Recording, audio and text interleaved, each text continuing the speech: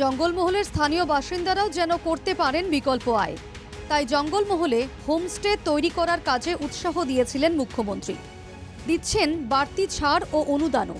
মুখ্যমন্ত্রীর তাগিদে তড়িঘড়ি শেষ হয়েছে ঝাড়গ্রামে অন্তত 100টি হোমস্টে তৈরির কাজও।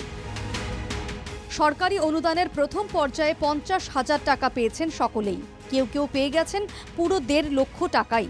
কিন্তু অভিযোগ, সরকারের সেই টাকা ঢুকছে শহুরে বিত্তশালী ব্যবসায়ীদের ঘরে।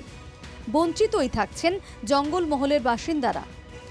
আমি এখানে দিয়েছি, লিজের টাকা পাই আর কেন্টিং এর টাকা পাই। আমি আর কোনো মালিক বা কোনো ম্যানেজার কোনো কিছুর টাকা পাই না।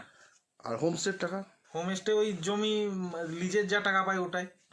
সরকারি তরফ থেকে? সরকারি তরফ থেকে কোনো টাকা পাই না। যে এই ধরনের জিনিস যদি হতে থাকে তাহলে হবে কি, যে 3-4টা ফেসিলিটিস গভর্নমেন্ট দিচ্ছে, যেরকম একটা প্রায় 1.5 লক্ষ টাকার 3 বছরের একটা ফেসিলিটিস দেয়, প্লাস কারেন্টের একটা ফেসিলিটিস, একটা গ্যাসের ফেসিলিটিস থাকে, প্লাস সরাই লাইসেন্স সেটা করতে হয় না। তো এই ফেসিলিটিসগুলো তারা পেয়ে যাচ্ছে। তো আমরা চাইছি যে এই ধরনেরগুলো যাতে সরকার একটু বিশেষভাবে দেখে, প্লাস আমরাও এগুলো সরকারের কাছে তাদের যাতে এটা নজরে আসে সেটা আমরা চেষ্টা করব। স্বভাবতই দুর্নীতির অভিযোগে সরব বিজেপি, তবে সিপিএম বলছে বিষয়টা দেখা উচিত সরকারের। হোমস্টেগুলো জায়গা একজনের, সুবিধা নিচ্ছে অন্যজন। যেমন শিক্ষাক্ষেত্রে দুর্নীতি, স্বাস্থ্যক্ষেত্রে দুর্নীতি, রেশনের চালে দুর্নীতি, সমস্ত জায়গায় দুর্নীতিতে করাপশনে ভর্তি হয়ে গেছে। এটাও সেই পরিস্থিতিতে আছে।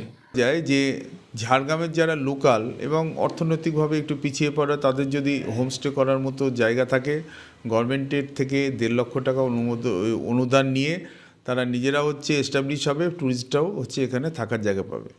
কিন্তু দেখা যাচ্ছে যে বাইরের অনেকে এসে এখানে লিজ নিয়ে করছে, তারা কিন্তু বৃত্তশালী এবং তারা অনেকে অনুদানও পেয়েছে, যেটা বাঞ্ছনীয় নয়।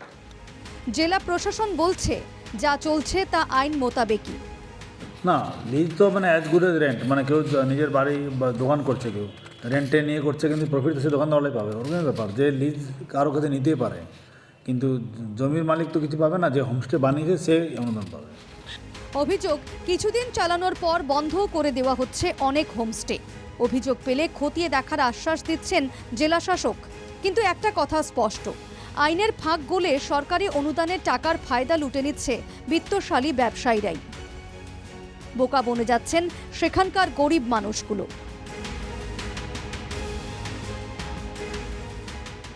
ঝাড়গ্রাম থেকে টুটুন দাসের রিপোর্ট, NKTV বাংলা।